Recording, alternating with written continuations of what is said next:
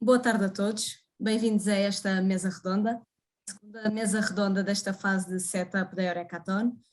Ontem falamos sobre espaços verdes nas cidades, hoje vamos falar sobre micromobilidade.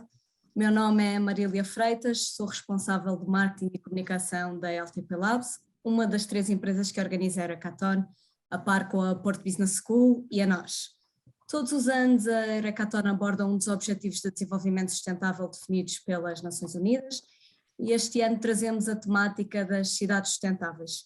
Por isso contamos com a Câmara Municipal de Matosinhos e com o CEIA, o Centro de Engenharia e Desenvolvimento, como parceiros desta edição e que nos cedem alguns dados e informações para o desafio que será colocado às equipas na sexta-feira. Este desafio irá abordar, entre outras coisas, a problemática da micromobilidade e é sobre isso que vamos falar nos próximos 60 minutos, mais concretamente sobre micromobilidade elétrica e partilhada nas cidades e qual o papel da tecnologia e dos dados para um melhor planeamento urbano nesta matéria. Para debater este tema temos 3 ilustres convidados, a quem agradeço desde já a disponibilidade. Temos connosco o Paulo Manes, diretor de Mobilidade e Cidades no CEIA, o Centro de Engenharia e Desenvolvimento, o José Carlos Mota, professor e investigador na área do planeamento urbano e mobilidade na Universidade de Aveiro, e o Fábio Esmerim, cientista de dados e um dos participantes desta 3ª edição da Eurecaton. Antes de começarmos, queria só deixar uma nota a todos os que nos estão a acompanhar pela plataforma virtual da Eurecaton, que podem colocar perguntas aos nossos convidados, estão à vontade. No canto superior direito do vosso ecrã tem um ícone com ponto de interrogação, que vos vai permitir aceder ao chat das perguntas e aí colocar todas as questões que tenham. Na reta final desta sessão, vamos esclarecer todas as vossas dúvidas. Toda esta sessão será precisamente à base de perguntas e respostas. Vamos então arrancar com a primeira ronda. Começamos com o Paulo Manes, do CEIA.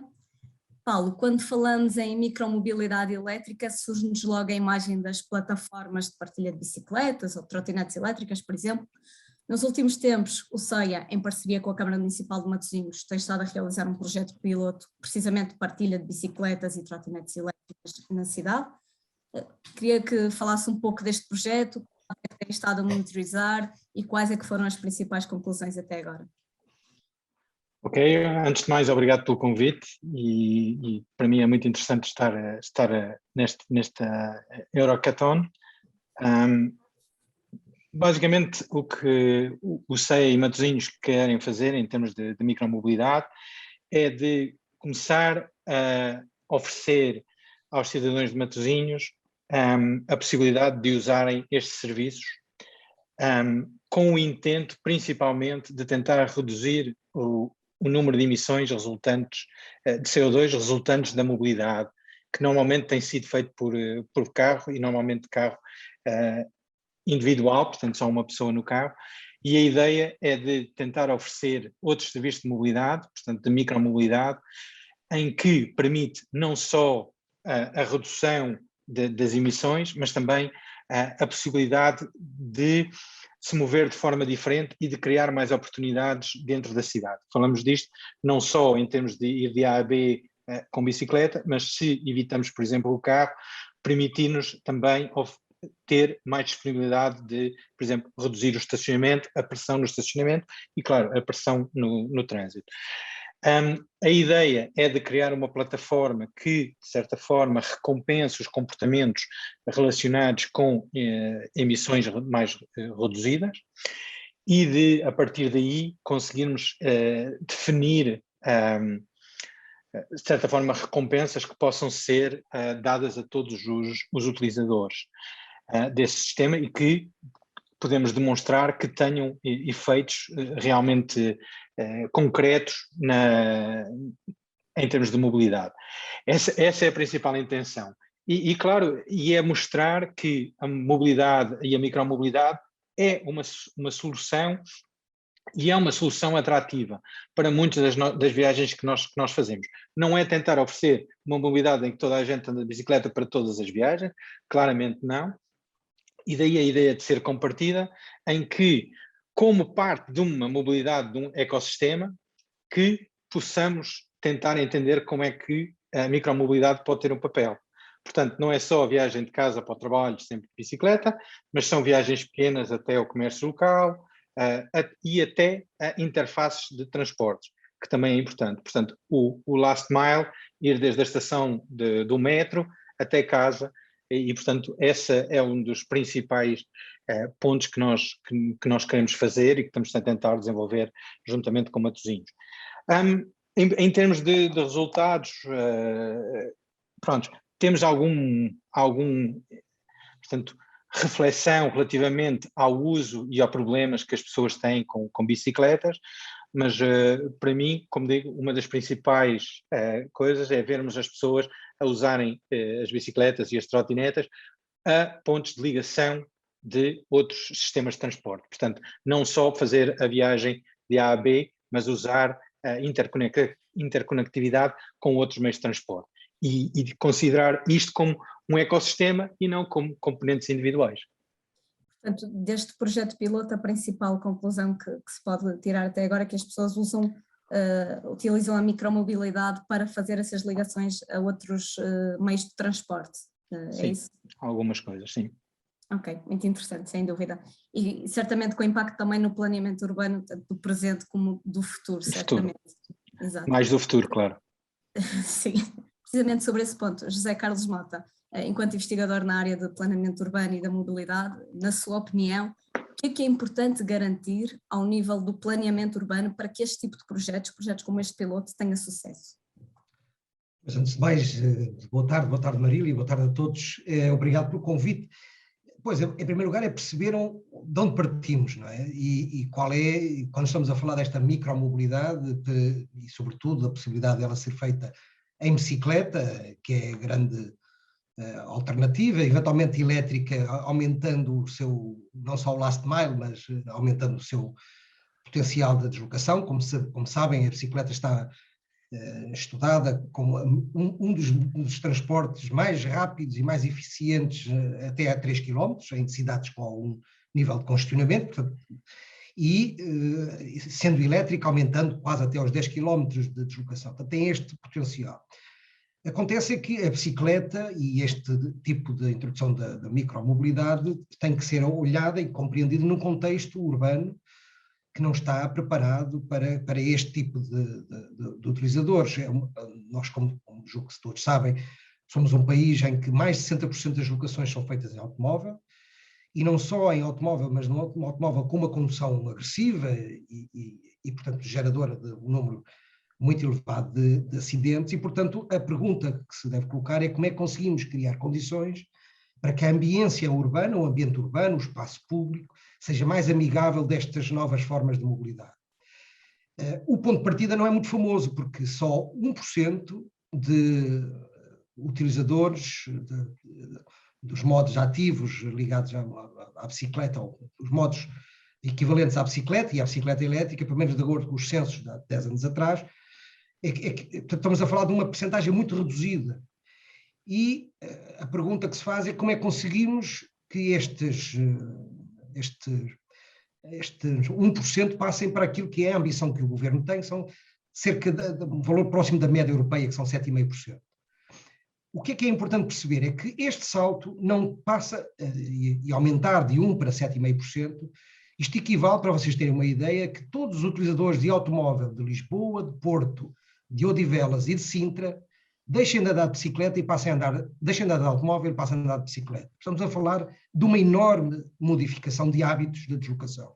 E, portanto, isto não passa por oferecer bicicletas e ciclovias, passa por conceber espaços públicos e cidades de forma diferente e portanto, permitindo que estes novos modos possam crescer, criando algumas dificuldades para os tradicionais. E, portanto, dizemos que é necessário uma revolução do ponto de vista da concepção das cidades para que a micromobilidade deixe de ser um nicho de 1% das deslocações para que possa ter alguma representatividade e algum impacto nas nossas vidas. E porque estamos numa competição de data science, de dados, que tipo de dados e que tipo de análises é que são importantes para medir e para podermos implementar essa revolução da micromobilidade? Pois, eu acho que essa é uma excelente questão, Marília, porque existem estudos que dizem que dos 60% de utilizadores de automóvel, uma percentagem significativa, em alguns casos quase até 40%, têm deslocações até 5 minutos. E, portanto, a grande questão é, e os dados deveriam ajudar-nos a compreender, é quem são essas pessoas, que tipo de deslocação fazem, quais são as suas origens, os seus destinos, para depois podermos orientar as políticas públicas que sejam dirigidas quase de uma forma cirúrgica para aquilo que são, por um lado, os utilizadores e, por outro lado, as entidades do ecossistema urbano que podem ajudar a que essa mudança ocorra. Por exemplo, os empregadores, os municípios, as próprias entidades que gerem comércios e serviços na cidade. Portanto, há aqui um conjunto de aliados que temos que encontrar para que esse grupo-alvo, aquele que está mais disponível para equacionar uma mudança, possa vir a fazer. Mas tendo a noção de que qualquer mudança de comportamento é um processo lento, gradual, exige os estímulos adequados e tem que ser muito, muito bem acompanhado e resiliente. Caso contrário, as mudanças, como vimos durante a pandemia, fomos obrigados a mudar, mas assim que as condições alteraram, voltámos a ter o mesmo tipo de comportamento que tínhamos antes. Ou pior. Ou pior, exatamente, ou pior, Paulo, sem dúvida. E, portanto, pegando aqui no mote de José Carlos Mota para falarmos sobre os utilizadores e o potencial público-alvo destas soluções de micromobilidade, temos aqui o Fábio Esmerim, que se junta a nós desde o Brasil, desde a cidade de Santos. É um dos participantes da edição deste ano da Eurekathon, portanto está integrado numa equipa que vai tentar resolver o desafio que vamos dar aos participantes a partir de sexta-feira.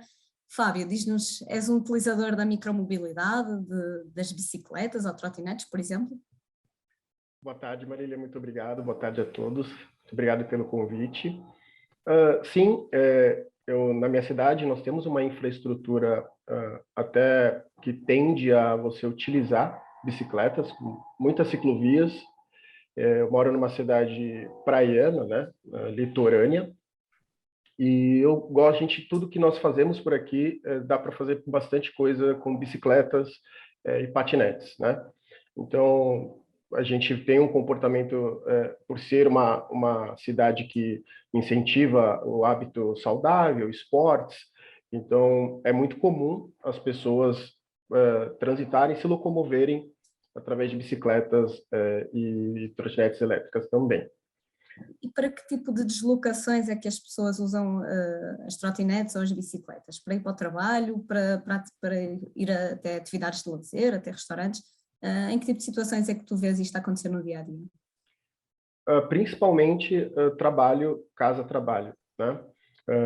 Então, esse é a principal utilização. Para lazer, também ocorre muito nos finais de semana. Temos um espaço público que promove atividades coletivas, né, com praças, parques, e então você tem tanto para lazer, a utilização, quanto para trabalho e no dia a dia. E o que é que motiva as pessoas a optarem por este tipo de serviços, pelos trotinetes, pelas bicicletas, em vez de transportes públicos ou do carro particular, por exemplo? Da tua experiência pessoal e daquilo que conversas com os teus amigos e familiares, que motivações é que encontras? Olha, essa é uma pergunta não muito fácil, Marília.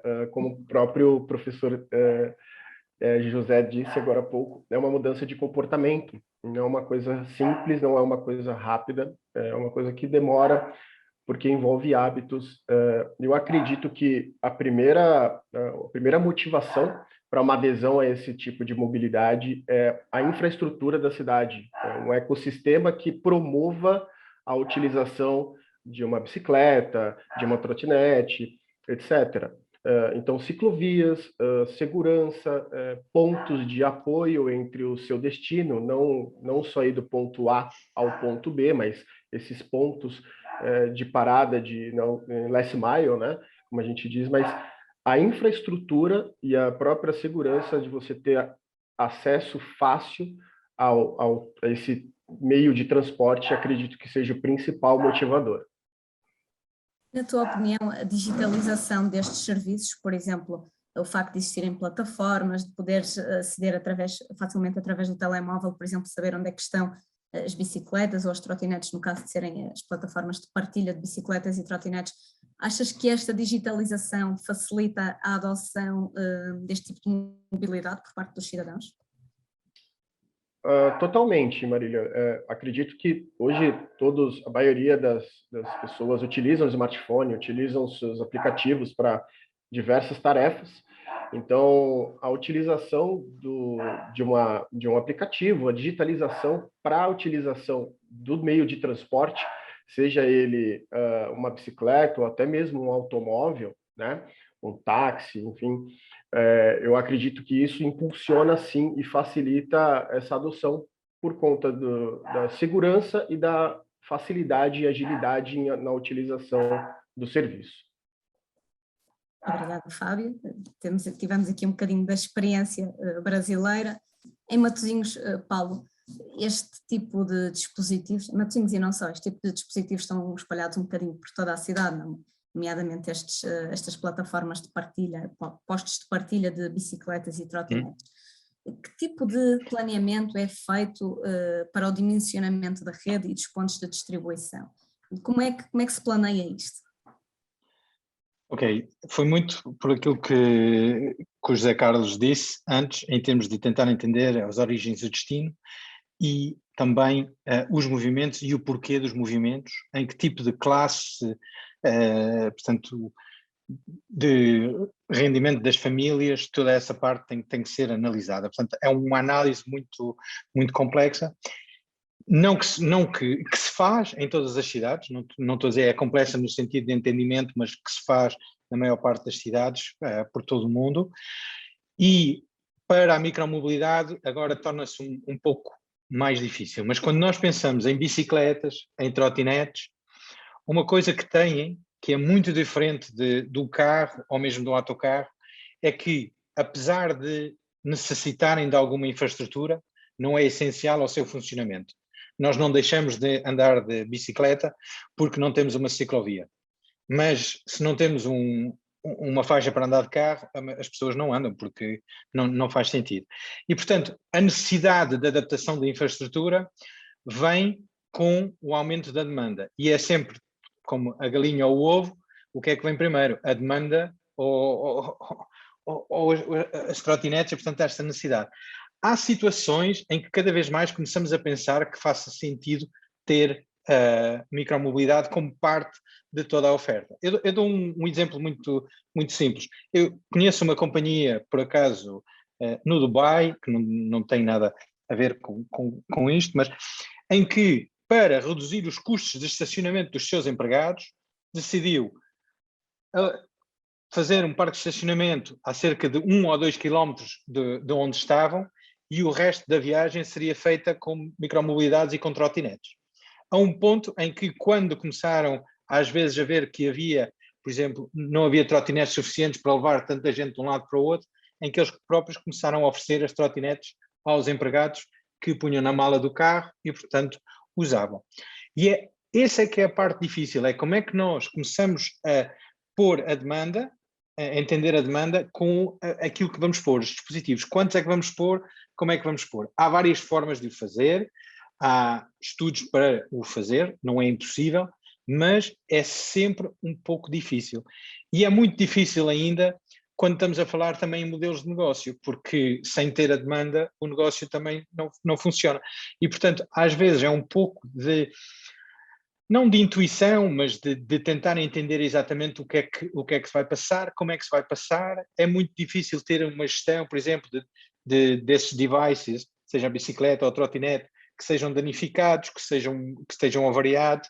Toda essa parte tem muito custo, e claro, e a reposição desses devices dentro da cidade, que tem que também ser pensado, e portanto há várias opções de como isso pode ser feito. Há algumas cidades que decidiram criar zonas dentro das cidades e tentar balancear o número de devices que têm dentro de cada uma dessas zonas e tentar movimentá-las de um lado para o outro em determinados pontos do dia, mas também tentar oferecer diferentes formas. E por que não começar, por exemplo, a pensar que bicicletas poderiam também ser utilizados, por exemplo, por os serviços de entregas ou coisa assim, para o reposicionamento dessas bicicletas. Portanto, há diferentes formas, diferentes oportunidades, mas a cidade tem que repensar, mas esse processo é fácil, mas ao mesmo tempo é muito difícil, ok? No sentido em que é fácil dizer o que é que vai acontecer, mas é difícil entender como é que as pessoas vão responder a este novo serviço, e às vezes leva algum tempo, leva alguma habituação por parte das pessoas e torna-se difícil. Mas, por exemplo, eu posso dizer que na Suécia, por exemplo, houve um grande aumento em termos de trotinetes e havia muita consideração em relação à segurança rodoviária dessas trotinetes. E, por exemplo, no ano de 2019, se não estou em erro, eles tinham mais gente a entrar num curso de segurança sobre trotinetes do que tinham pessoas a tirar cartas de condução. E, portanto, começa-se a ver uma adaptação de novas gerações em termos de quererem utilizar estes serviços, mas claro, se os serviços não estão disponíveis, não faz sentido. Mas é acerca também do conforto, de ter, e como digo, e de conectividade, ir de um ponto A ao ponto B e fazer a conectividade para outros meios de transporte. Portanto, é relativamente complexo, mas ao mesmo tempo temos que começar por algum lado e essa parte é importante. O outro ponto que eu queria dizer relacionado com isto é que muitas vezes a desculpa de não ter dados é uma razão para não fazer coisas. E eu acho que isso é muito importante de desmistificar isso, que não é... Os dados são importantes, os dados são críticos, mas não podem ser uma desculpa para não se fazer algo dentro das cidades, ok? Há muitas formas de fazer, há muitas diferentes coisas que se podem ser feitas e, portanto, toda essa parte tem que ser pensada e às vezes analisada de uma forma diferente. Portanto, só voltando aqui um pouco ao projeto piloto que o CEA desenvolveu em Matosinhos, como é que essa tomada de decisão numa primeira fase foi feita? Ou seja, como é que se decidiu quantos dispositivos e em que localizações? Suponho que na altura os dados seriam poucos, o que é que guiou o processo de tomada de decisão? Sim, mas temos que entender que dentro das cidades há modelos de transportes em que se calcula de uma forma sintética, portanto não natural, qual é o número de pessoas que vivem nesta área, qual é o tipo de deslocação que fazem e qual é a demanda para esse serviço. E baseado no perfil dessa demanda, tentamos entender onde é que deveriam ser colocados pontos estratégicos para as bicicletas e qual será o esperado movimento dessas pessoas. Claro que isso muda, mas é dessa forma que se começa com o processo. Tentar entender a demografia e a geografia de onde nós estamos a operar e depois, a partir daí, começar a definir pontos. E depois é ajustado também com o que se passa na realidade, porque às vezes há fatores que nós não entendemos, não podemos entender e, portanto, há sempre um ponto de adaptação também. E, claro, há situações em que há demanda das pessoas também a dizer, nós queremos um ponto aqui porque queremos utilizar. E então essa também pode ser. Portanto, é uma adaptação, mas não podemos esquecer que o sistema, de certa forma, corre de uma forma natural e que se organiza ela mesma. Ok. José Carlos Mota, com estas exigências quase dos consumidores, dos cidadãos para ter pontos de acesso a estes serviços de micromobilidade em sítios que lhes dá mais jeito, não é? Que impacto é que isto pode vir a ter no planeamento futuro das nossas cidades? E perguntava-lhe também se existem alguns bons exemplos no estrangeiro para onde possamos olhar e aprender. Está com o microfone desligado.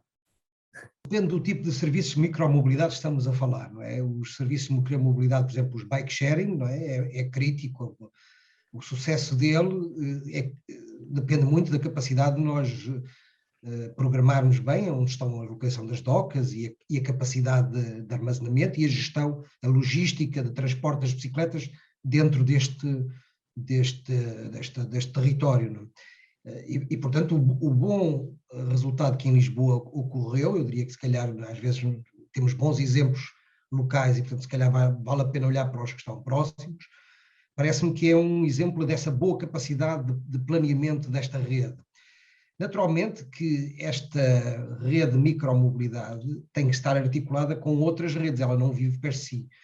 Por exemplo, as redes de transporte coletivos e, sobretudo, em contextos metropolitanos, Lisboa e Porto, as redes de micromobilidade urbana da cidade de Lisboa, elas têm que estar articuladas com uma rede de macromobilidade de transportes pesados, por exemplo, metro ou comboio. E, portanto, estas redes diferentes não podem ser planeadas de forma desarticulada. A última nota que eu queria dar tem a ver com a urgência e com a necessidade. Eu acho que estamos neste momento em discussão em Glasgow, COP26, não é? Há uma urgência de olhar para os temas da micromobilidade como uma das respostas possíveis para o problema das alterações climáticas. E, portanto, é urgente acelerar estas respostas, não só porque elas são úteis para a economia local ou para a mobilidade, mas elas respondem a um desígnio mais vasto, um desígnio, e às vezes é um bocadinho estranho continuarmos a discutir isto como se não tivéssemos a casa a arder, desculpem-me a expressão, não é? Há um problema gravíssimo a curto, médio prazo, da consequência daquilo que é a forma como das emissões de CO2 e, portanto, é necessário controlar essas emissões. É necessário mudar também aquilo que é o consumo dos combustíveis fósseis, basta ver o preço a que eles estão e a dependência que temos, e é um bem escasso, e cujo controle do preço, como sabem, não é. Mas, por outro lado, há também um outro nível que é esta micromobilidade é compatível com um outro desenho de cidade, com um outro modelo de cidade, de maior proximidade, onde os consumos locais e a produção local é valorizada. E, portanto, é ela também útil para a economia local e para a economia global. Portanto, ela faz bem à saúde local, mas também faz bem à saúde global. E, portanto, o meu apelo era que nós olhássemos para estas respostas, não só como ensaios ou como experiências que estamos a fazer, e o trabalho do CEI é muito importante, em Matosinhos, e os laboratórios da descarbonização, da mobilidade descarbonizada, são muito importantes. É um programa do governo que estranhamente não tem tido a atenção e a centralidade que me parece que merecia, mas é algo para o qual deveríamos ter uma outra centralidade e uma outra atenção daquela que estamos a ter. Na sua opinião, tendo em conta esta urgência que fala em pôr em prática efetivamente estas soluções de micromobilidade, quais é que deviam ser os primeiros passos? O que é que nós podemos fazer agora? Pois, eu diria que encontrar, em primeiro lugar, quem são as pessoas, e eu acho que a experiência, a ideia de um laboratório parece-me muito importante, que é, nós estamos a exigir uma transição, do ponto de vista daquilo que é, por exemplo, os modos de transporte, que é uma transição dolorosa, difícil. Portanto, nós não conseguimos, a Marília, o Paulo, o Fábio têm uma geografia do seu cotidiano que não é fácil de alterar.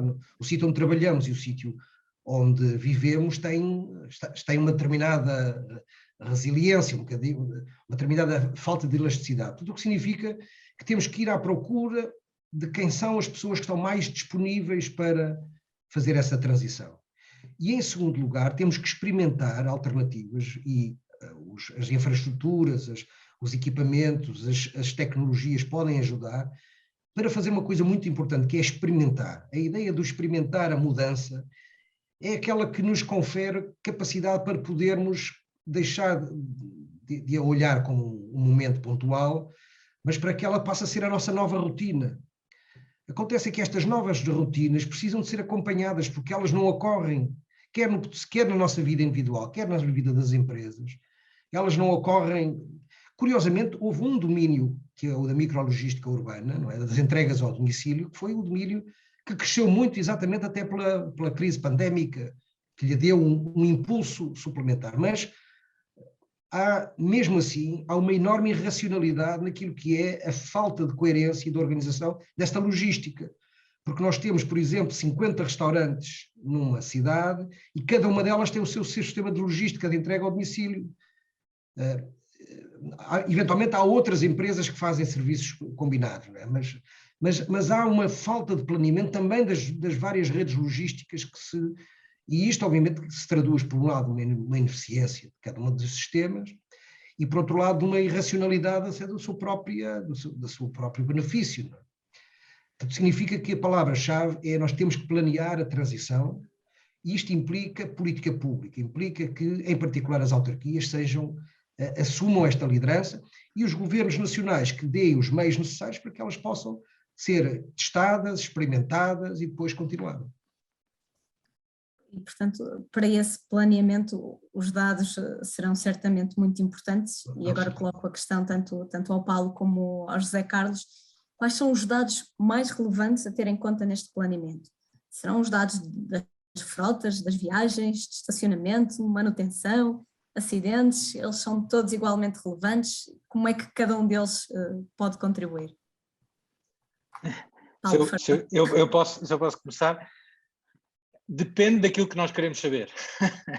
É um bocado, é uma resposta insípida, mas é um pouco a realidade. Depende daquilo que nós queremos saber. Por exemplo, em Matosinhos, uma das coisas que nós queremos realmente entender é, como digo, a parte de descarbonização. Portanto, o que é que reduzimos em termos de emissões de carbono, exatamente para aquilo que nós estamos a falar e que a COP está a tentar entender.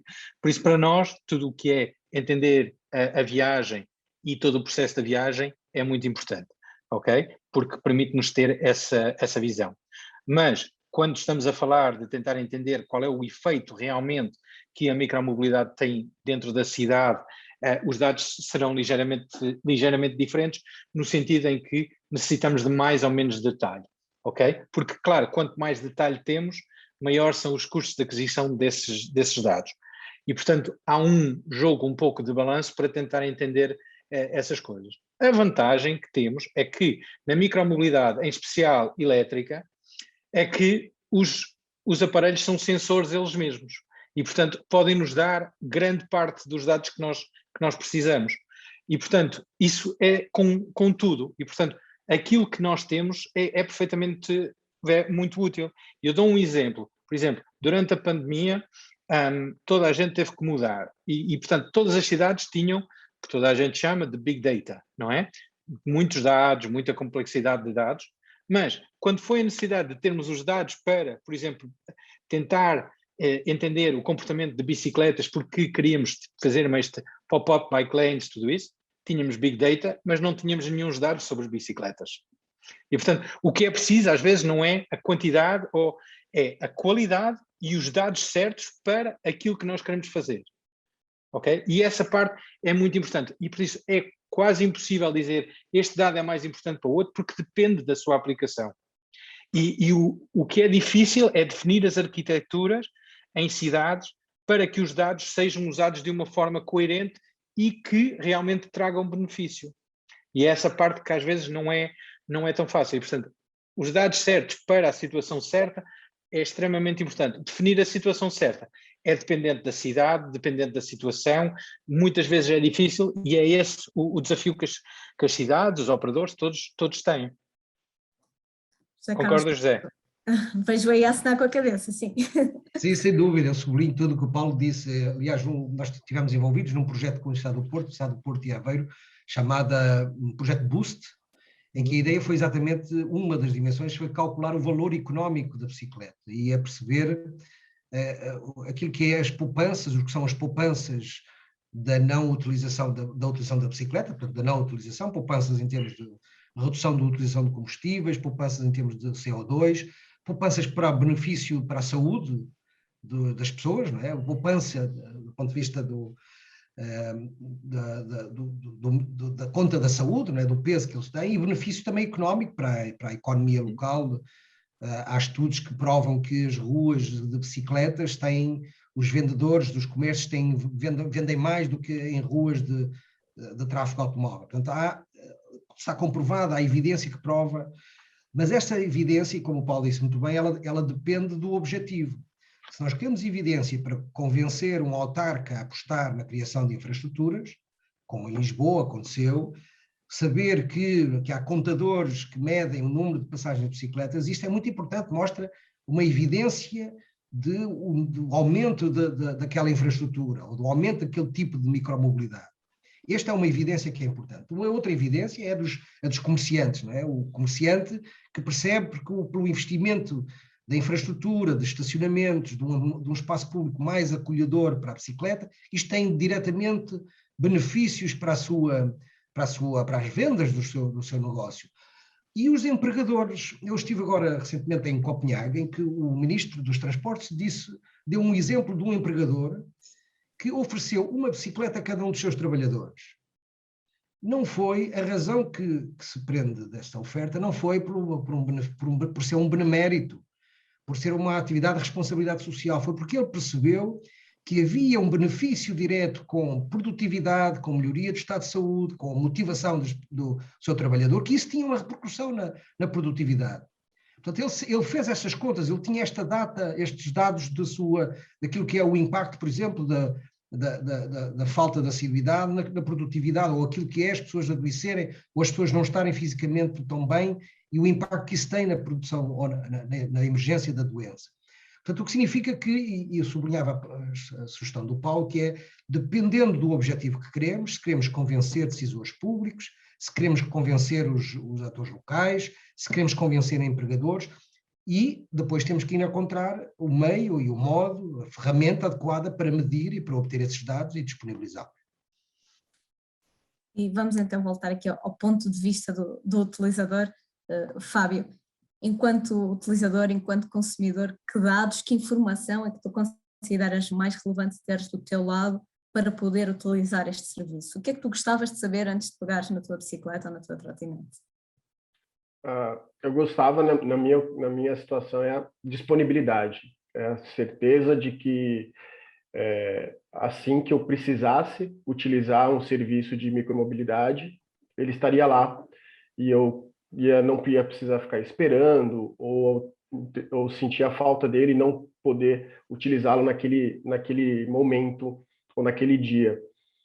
Teve um caso, a gente teve empresa aqui na minha cidade, a Yellow, veio para a nossa cidade para oferecer trotinetes elétricos, mas pelo custo e pela a falta de adesão aí não se sabe, como diz bem o Paulo, que a galinha não sabe se não teve demanda ou se não teve oferta, mas nós não encontrávamos o equipamento disponível de imediato para a utilização. Então, acredito que é de suma importância que para o usuário é que aquele serviço esteja disponível no momento que ele mais precisa. Muito bem. Na tua rotina, no teu dia-a-dia, como é que tu integras a micromobilidade? E como é que gostarias de melhorar? O que é que gostarias de usar mais? Hoje, no meu dia-a-dia, eu estou mais em home office, né, por conta da pandemia, mas quando eu trabalhava na cidade de São Paulo, uma grande metrópole, então lá tem um exemplo muito interessante, no qual você consegue utilizar metrô, ônibus, com um cartão, um único cartão, você tem essas integrações de trens, ônibus, metrôs. Então, não seria uma dificuldade inserir nesses pontos a integração de uma bicicleta, por exemplo, ou um trotinete, para que o usuário consiga utilizar o ônibus ou o metrô e também com o mesmo cartão, o mesmo aplicativo, utilizar esses equipamentos.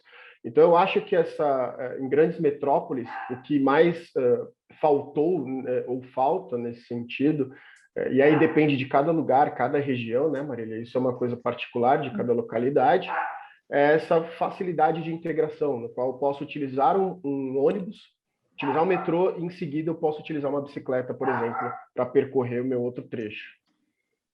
Portanto, voltamos aqui à questão de integrar diferentes meios de transporte, que já falamos. Paulo e José Carlos, há pouco, no início desta sessão, ambos concordaram que a questão da mobilidade tinha piorado com a pandemia ou no pós-confinamento, portanto agora com o regresso à nova normalidade, chamemos-lhe assim. Gostava de pedir que concretizassem um pouco mais em que é que a pandemia impactou a questão da mobilidade e se fez de alguma forma retrair os utilizadores nesta questão de utilizar serviços partilhados de mobilidade, por exemplo, optando mais por transportes individuais e particulares. Paulo, se calhar começa por si.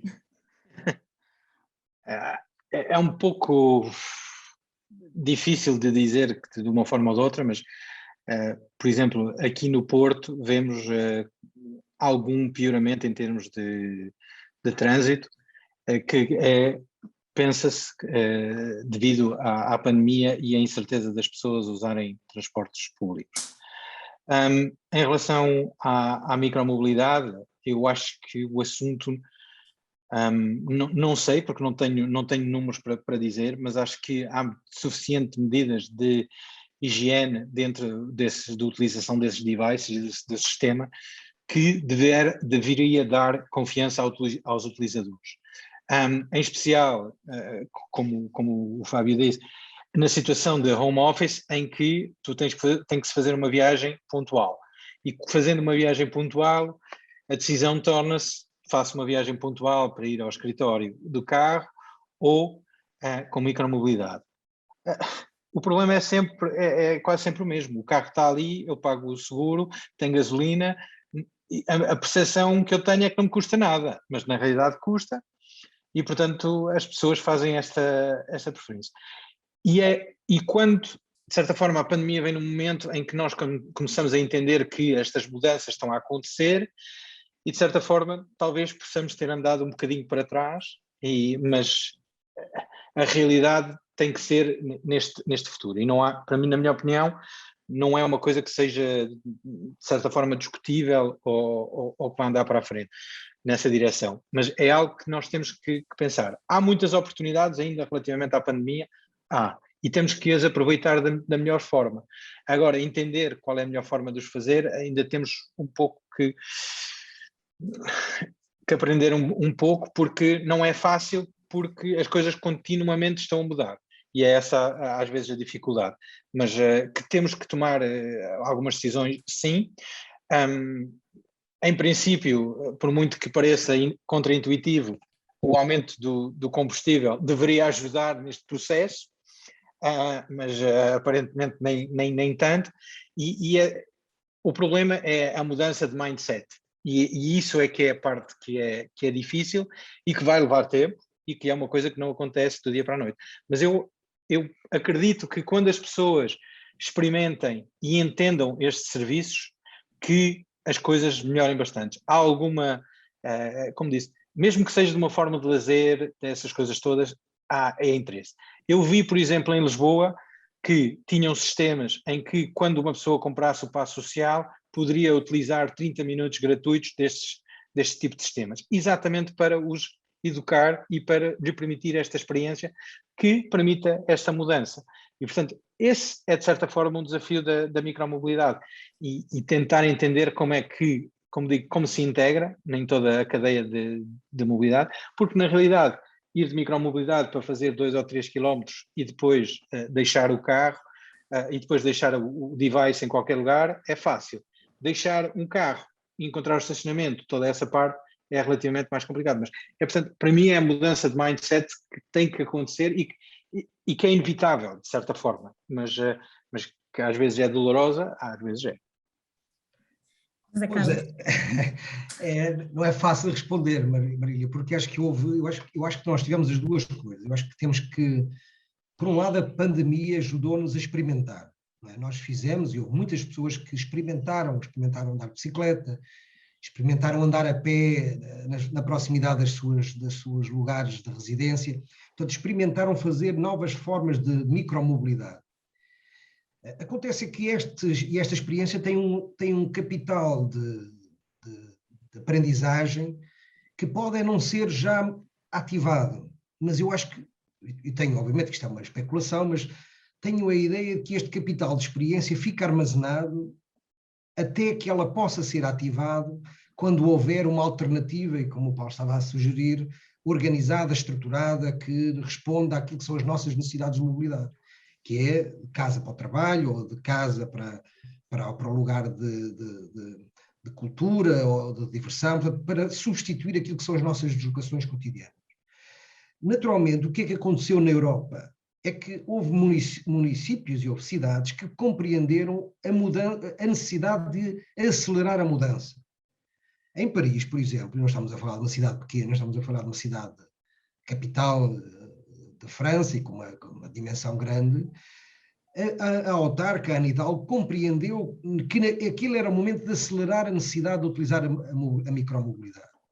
E isso traduziu-se em políticas de expansão da rede ciclável, de um programa de enormíssimo alcance, de restrições da utilização do automóvel, de restrições, por exemplo, no acesso às escolas e criando uma zona de quase jardins de acesso condicionado às escolas e equipamentos. oferecendo boas alternativas de andar a pé e de bicicleta. Portanto, o que significa que compreendeu que aquele era um momento de acelerar a mudança e de oferecer boas alternativas.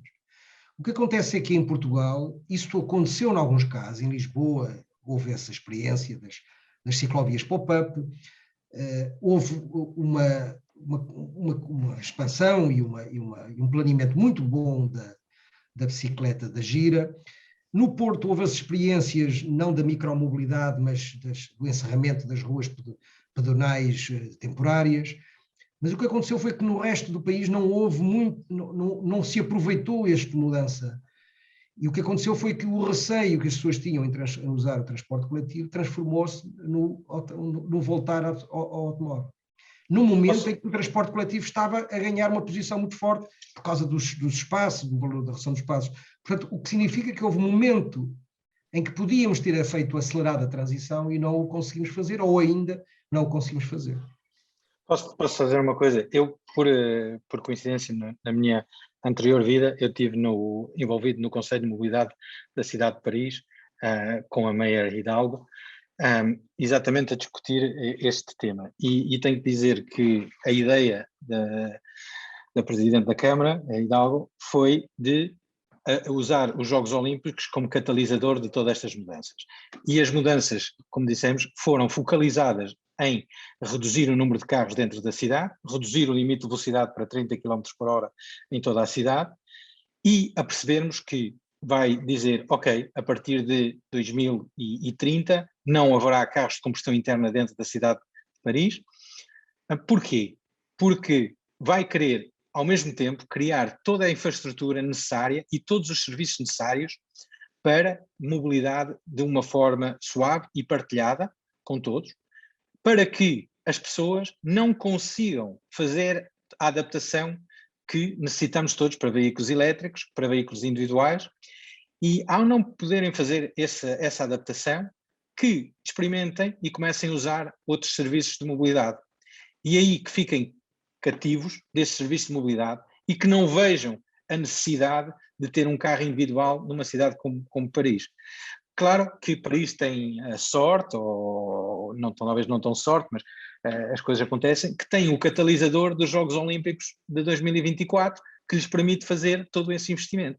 Mas, ao contrário de cidades onde se passavam os Jogos Olímpicos, não foi construída infraestrutura, tipo comboios, autoestradas, foi sempre nesta parte da mobilidade partilhada e da micromobilidade, porque uma cidade como Paris tem uma infraestrutura que não é fácil de mudar, que não se deve a esse tipo de coisas, e portanto, fizeram esta forma. E a forma é de que dizer, ok, durante os Jogos Olímpicos vai haver muito trânsito, vai ser impossível circular de carro, experimenta os outros modos, e por que não, continua a usá-los depois, uma vez que os utilizaste e que sabes essa ideia. E é essa a ideia e é essa a forma única, e portanto, claramente é fácil tirar espaço dos carros para as bicicletas ou para outras formas de mobilidade, e claro, em Lisboa fez-se o mesmo, com algum sucesso, mas pronto, as coisas também mudam, mas pelo menos há essa experiência, e portanto, esse é o desafio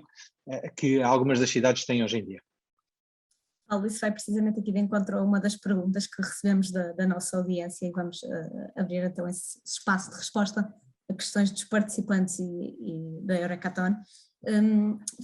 Falamos aqui durante estes 50 minutos da questão do ovo e da galinha, o que é que viria primeiro, se a oferta de serviços ou se a procura, e a questão é se não deve ser primeiro a oferta de serviços, por exemplo, a criação de faixas seguras para bicicletas e trotinetes, que no médio e longo prazo possam trazer mais utilizadores. Se não deve ser esse o caminho, em vez de esperar que as pessoas procurem por estes serviços. Eu concordo, mas temos que entender também que, e não estou a dizer que um é o outro, mas os ciclos políticos locais são de 4 anos, e portanto, e em todo o mundo, e não é só cá em Portugal, em todo o mundo tem que ser reeleito. E se vão fazer algumas destas coisas e depois as pessoas não usam, veem sempre, como vimos em Lisboa, que não é a forma correta de fazer as coisas, e portanto isso torna as coisas muito mais difíceis, e portanto temos que ter isso em consideração e temos que entender as necessidades também políticas de algumas destas autoridades. Mas claro que sim, mas é difícil. É também uma questão política. José Carlos, mais uma questão aqui colocada pelos nossos participantes. No âmbito da micromobilidade, e tendo em conta que o espaço pedonal já é reduzido, que dados devemos ter em consideração para adaptar as cidades para uma pluralidade de vias, para transportes leves, ligeiros, pesados, peões? Que dados é que devemos ter em mente? Eu estava aqui a ver até um dado que saiu, foi divulgado pela EcoCounter, que é uma empresa que contabiliza o tráfego em bicicletas e que conclui que Portugal foi o país que teve o sexto maior crescimento de tráfego nos países que eles acompanham, no conjunto de países. Portanto, o que significa que é muito importante medir estes números de utilizadores, porque são as evidências que ilustram que uma determinada infraestrutura e um determinado investimento teve resposta por parte dos utilizadores. Isto é muito, muito importante.